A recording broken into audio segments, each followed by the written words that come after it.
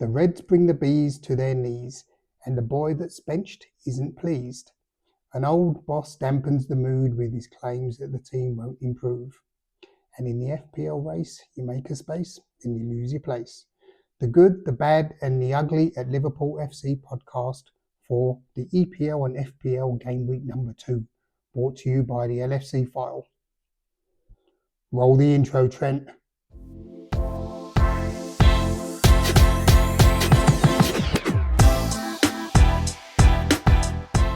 Welcome back, one and all, for the latest instalment of the Good, the Bad, and the Ugly at Liverpool FC podcast, brought to you by the LFC File and myself, Ben Green. If I seem to be fidgeting around, it's because I'm standing at my desk, actually, because I can't be bothered to sit down right now. And please excuse my voice, because I've been away for the weekend, bit of sailing, and it looks as if I've kind of done me voice in a bit. Anyway, never mind, onwards and upwards. As always, thanks for popping by, and if you like the content, please remember to like, subscribe, press the notification bell so you know when the next episode is going to be available.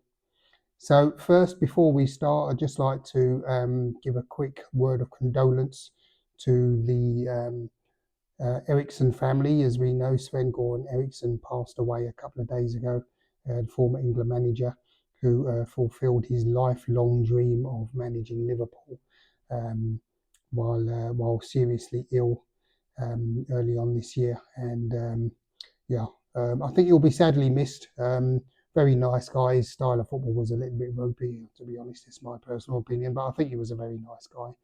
And I wasn't surprised in the least that he was a Red. And I'm very pleased that he got his chance to manage the team, although not as he would have liked, but still as just a point of fun and to achieve an ambition. I can't be more happier for him. But condolences to for Sven-Goran Eriksson and the family. Sad loss. What can we say? Rest in peace. So let's get the ball rolling with the good, and that, of course, is going to be the 2-0 victory over Brentford at the weekend on Sunday. A good win. Brentford held their own in the first half, has to be acknowledged, and Liverpool, I wouldn't say they struggled, but I think Brentford just done their homework and stuck to their task and made it very difficult for Liverpool. But we took the lead through Luis Diaz, who scored a goal it was actually directly after a Brentford corner, and the ball fell to Salah, who fell over. And the referee quite rightly played an advantage in this case, something I haven't heard mentioned. We complain when they make mistakes, but the referee did do well in that case and played the advantage. And Jota steamed forward with the ball, played a nice pass over to Lucho, who made no mistake in finishing past Mr. Fracken in the Brentford goal. So very good performance. Second half, Liverpool really dominated, and Mo Salah scored a very nice goal. I think it was so Salah got the second, assisted by Diaz, I do believe, to wrap up the scoring. I've got the Express here, and you can see the report from Charlie Gordon with his headline: Luis Diaz gives Anfield Jurgen Klopp flashbacks as Liverpool dodge bullet in Brentford win. A little bit harsh, to be honest. Liverpool 2, Brentford 0. Arne Slot made his competitive Anfield bow with a win over the Bees. Say no more. It was a good performance. I think what Mr. Gordon is referring to there is the fact that Brentford had one or two chances to take the lead, and also Liverpool, I don't know how many shots on goal we have. I haven't looked at the stats, but numerous. And it was looking at one point as if it was going to be this tale of 1-0 being a thorn in the side as if you concede an equaliser. But Liverpool done very well, and I have to say the team looks a little more solid at the back under Arne Slot, given it's the same players.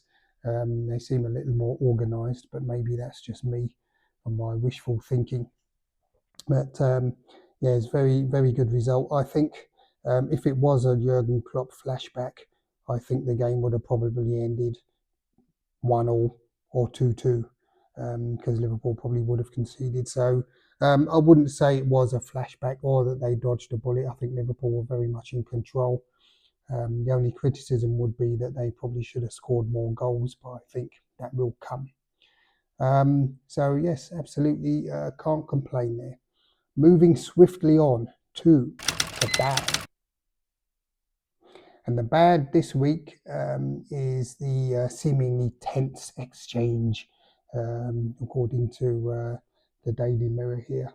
I've got Mark Jones reporting Trent Alexander-Arnold and Arne Slot intense exchange after Liverpool's substitution. And you can see, I wouldn't say Trent Alexander-Arnold looked angry. I mean, he wasn't happy. I don't think any player wants to be substituted, but at the end of the day, I think it was good that Arne Slot just took a quick second to have a word with him and just sort of, quickly explain his position, which I think is fair enough. Many other coaches wouldn't. So I think that's to the new man's credit. He goes on to say Arne Slot brought off Trent Alexander-Arnold as part of a triple substitution shortly after Mo Salah scored Liverpool's second goal in their 2-0 win. I think that's just how it goes, and he clearly has an eye on Man United next week, and also hopefully a long season coming up. And if Liverpool play the way they're playing at the moment, then it's going to be a very busy season indeed. A nice problem to have. So I think a little bit too much has been made of that. And of course, because there's been the speculation surrounding young Mr. Alexander-Arnold and Real Madrid, with him being in the last year of his contract, then of course 2 and 2 is being put together and hopefully making 5. I would like to see him sign. Let's keep an eye on that situation. But definitely, you can understand he's being upset. Usually he's not substituted, but it definitely wasn't because he was playing crap, that's for sure. He had a very good game. Salah was also substituted. He didn't sort of look very happy about it. I don't think, as I say, people want to be taken out of the game. But c'est la vie, not the end of the world. And we move swiftly on to ugly. And ugly, I've got from the Mail Online Sport here, Graham Souness, saying here we've got the Daily Mirror, the Mail Online with Sam Brooks's report. It was a dream situation, ... It's not now. Graham Souness sounds a warning to Arne Slot and names the highest position Liverpool will finish, but hails the new boss for Jarrell Krancer handling. And he refers to, of course, with Jarrell Krancer, his performance in the last game where he didn't come out for the second. Well, he did come out for the second half, but he didn't play because he was replaced by Ibrahima Konate against Ipswich. But yeah, he goes on to say Arne Slot has replaced Jurgen Klopp in the manager's dugout at Liverpool. You don't say. Graham Souness thinks he will struggle to improve on what Klopp achieved. I think that's a little unfair, to be honest. It's very early days. We can only give the man a chance and see where he ends up, because, as I say, if Liverpool continue playing the way they're playing and improve, because you can see there is quite a difference between how they were playing under Jurgen Klopp and how Arne Slot wants them to play a lot more patiently. You can see some of the moves yesterday that came off this kind of 1 and 2 touch, quick passing, moving the ball forward very quickly, not with a kind of long diagonal or something. There was 1 or 2 of those, but for the most part, the team is kind of taking their time a bit more, keeping possession in the middle of the field, I saw a quote yesterday. Liverpool, who was it? I can't remember where I saw it, but they said Liverpool, no more heavy metal, but more jazz. Um, and I think this is fair to say. I think Graham Souness is being a little bit harsh there. To be fair, let's see. You would think someone of his experience would say, "Well, let's see where they finish up. Let's get behind the manager." Of course, he has been positive about his treatment of Joel Quansah, but I think he could also be a bit more positive about the new man's chances this season because he's the first Liverpool manager to win his first opening league game since I don't know when. So this is something that Jurgen Klopp, I think he drew against Tottenham, didn't he, Jurgen Klopp? Brendan Rodgers, can't remember who that was against, but all of the others have all drawn or lost. So it's a very good start. And I actually have high hope for Arne Slot. I think he's got the team playing very well. My only hope, and I think the improvement from last season, has to be that the defence um, is more solid and more concentrated and more organised, and we don't concede as many goals as we did last season, although it wasn't a great deal without looking at the table. But we saw um, Liverpool come back from a lot of losing positions last season to either draw or win. And this is something that Arne Slot clearly doesn't want. So if they can keep their heads and not go behind and keep clean sheets, etc., then why shouldn't we finish second, or why can't we even win? There's no reason why not. Let's see. Let's reserve our judgment. And before we wrap up, let's have our look at the Fantasy Premier League situation. And here I have not a great score this week, 55. I've stuck with Salah as captain. I know a lot of people went with what's his name, Erling Haaland, seeing as they were playing Ipswich, and they were richly rewarded because he did get a hat trick. I think he got, was it 30 odd points or something like that, maybe a bit more. But overall, I'm happy with my score. Yeah, I think that I would have expected more from them, to be honest, but actually that's how it is. Liverpool players got the most points. I guess Diogo and Alexander-Arnold, you can see they're both with 6. Gabriel and Saka both on 6. Guardiola and Easy on 4. Well, 2 each. And yeah, the same for the front 3, Muniz, Isak and Havertz. But I'm going to stick with them.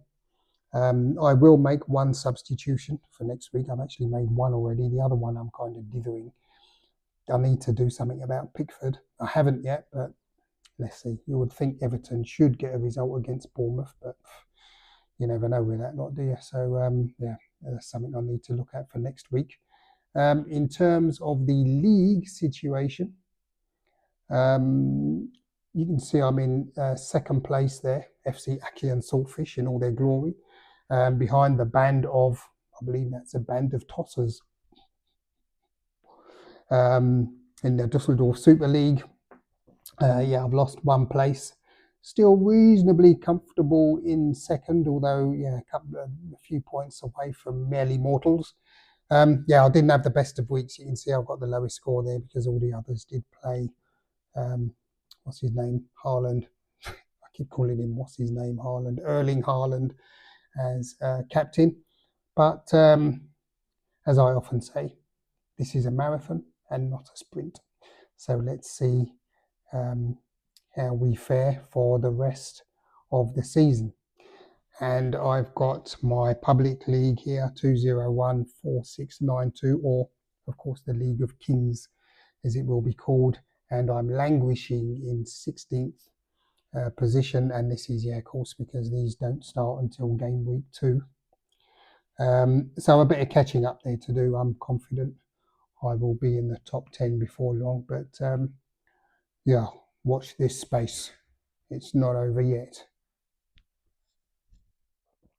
And on that note, I will draw this episode to a close and wind it up there. Thank you very much all for stopping by. One thing I would like to mention actually is that there is a Premier League WhatsApp community for Liverpool now, so please do check that out. There's going to be a link below in the description, and also please do check out the Goodreads page of the LFC File website and see if you can bag yourself a nice book or two over the season.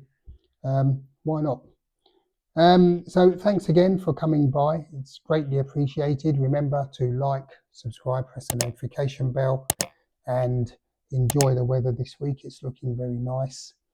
Take care of yourselves and one another, as I often say. And until next week, guys, peace. Your LFC.